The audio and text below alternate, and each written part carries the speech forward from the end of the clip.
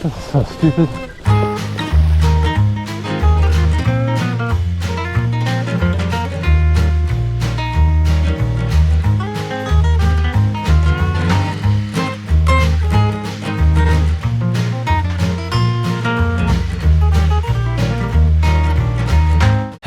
Hello, welcome to part 2 of this year's 200km gravel race, the Fry Clay 200. If you haven't watched part 1 yet, be sure to check it out. To start, we were discussing whether to ride the incredibly muddy horse trails after all the rain this morning. So this section right here in front of us.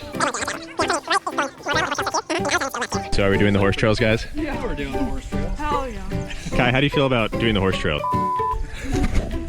Unfortunately, we decided to go for it, and everyone was so full of energy and motivation, and for myself, I was not excited at all. As we arrive at the most challenging section, the horse trails, within the first 15 seconds we were already walking and climbing over fallen trees. But what's even more concerning is the ground itself, a wonderful mud smoothie. Very soft, slippery, and makes me feel like I'm not even moving. Nathan faced some trouble here as well. For some reason, his rear wheel kept coming off. It happened 3 times, but in the end, I guess he fixed it. It just kind of stopped happening and we all forgot about it.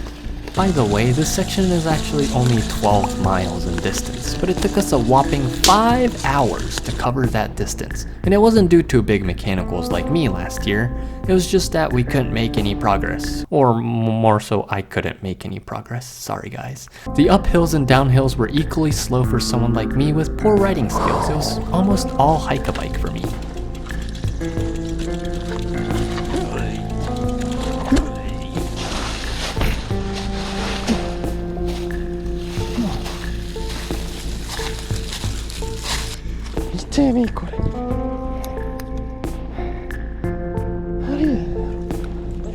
Because of the rain, we often found it faster to create our own paths rather than sticking to the actual trail. It's like cutting through the forest and it puts more strain on the legs, but it's definitely feeling easier because we're moving. Eventually we reached the first parking area and we felt relieved. Tatiana's shoes were covered in mud and she seemed quite happy about that. Truly a mystery. The Converse is so good. Yeah. Wait, can you get the car bad? Oh. So wherever it is. Car bad. Really? Is this it? Yes. This trail called Horse Trails is meant for horses, obviously, so it's full of holes, especially in the softer parts. There are many marks from horses' hooves, making it bumpy. Both the uphill and the downhill are extremely difficult. You really have to concentrate all the time. Otherwise, you can easily veer off in the wrong direction. And even worse, when it rains like today, water accumulates in the holes and makes the ground even softer.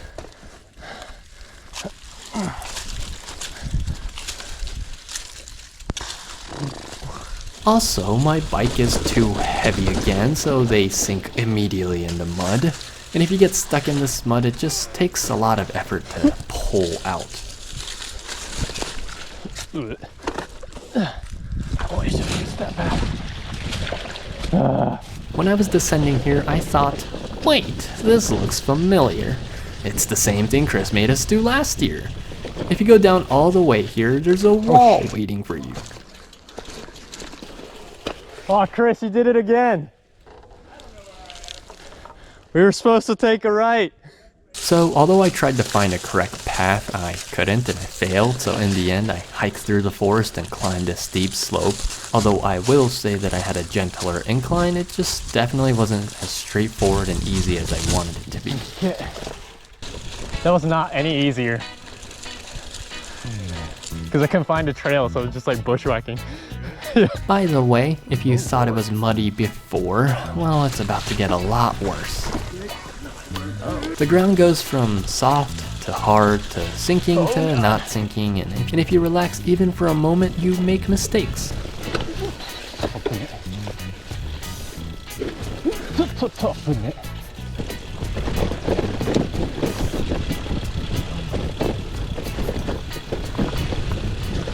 And then we encountered the usual small river that we always cross. The rocks here are wet, and if you're wearing clipless, then it becomes slippery. And as usual, I'm in the back being my noisy self, because it just happens, and not a single person looks back anymore. Scale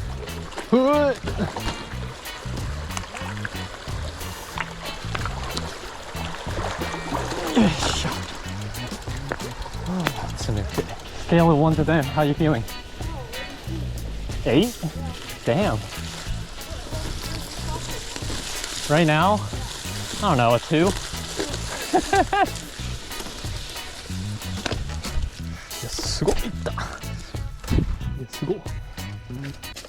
From around this point, the mud starts to stick to the bikes and the wheels stop turning. For me at least. I was pedaling easily over 4 watts per kilo, but I barely moved. I could just hear the sound of the tires rubbing against the mud that was stuck on my frame. Even if I cleaned the mud off, it just immediately came back. Oh man. And as I'm having the most miserable time of the day, here's Chris blasting through all of it.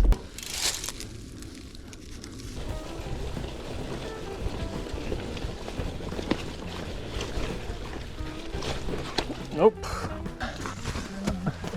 Oh no. Almost on foot. Eventually, we were fortunate to encounter some horses again this year. Usually you should get off and walk, but they said it's okay to pass, so we did. They were really beautiful horses, although they're the ones responsible for making the path full of holes, so mixed emotions.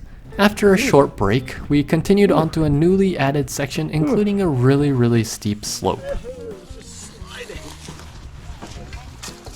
Oh no! Oh sh! Oh sh! Oh my god!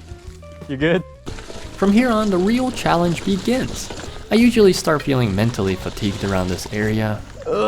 First, we walked through some mud that reached up to our ankles, and then a world-class orchestra started playing. Oh yeah. Oh yeah.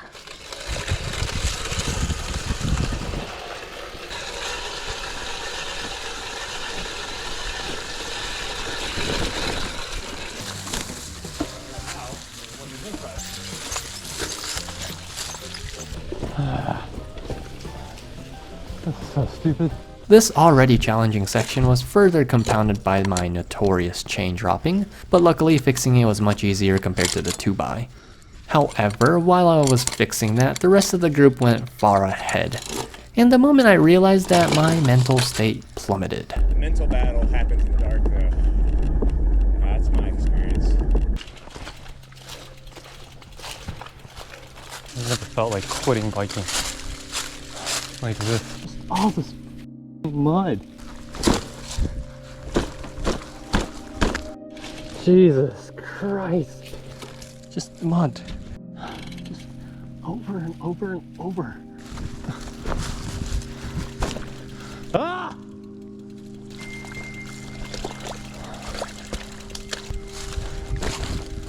Oh.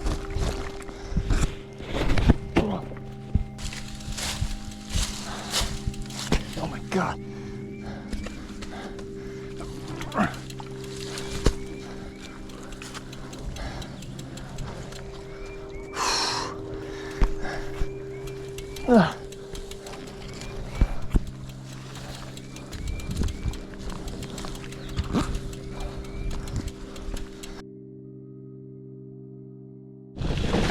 When it's tough and you want to quit, but you push through, it becomes slightly enjoyable. Slightly. Knowing that we're almost through this section also brings me some joy. But before that, we got lost again and had to find a trail. Is there a turn left? Don't see anything that goes left. This is not the way, Maybe there's something right here. but there's something this way. Maybe.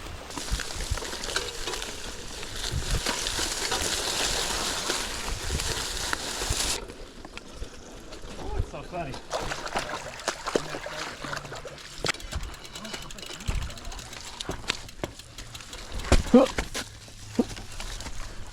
Oh my God, thanks. Should be good now. Oh, thank you. We hiked even more in the mud, climbing over fallen trees, and I checked Tatiana's energy level again. Scale of 1 to 10, how you feeling now? I'm like at 6. Damn. I'm in the negatives. Go for it. I'm like at 6. Jesus. That goes up so much. Yeah. After crossing a deep river and overcoming the last steep slope, we finally reached a paved road. It was tough, but finally over. Until I made a terrifying discovery. I swear to God, does it just go to the other side and continues? Yep. I'm gonna kill that guy. Oh my God.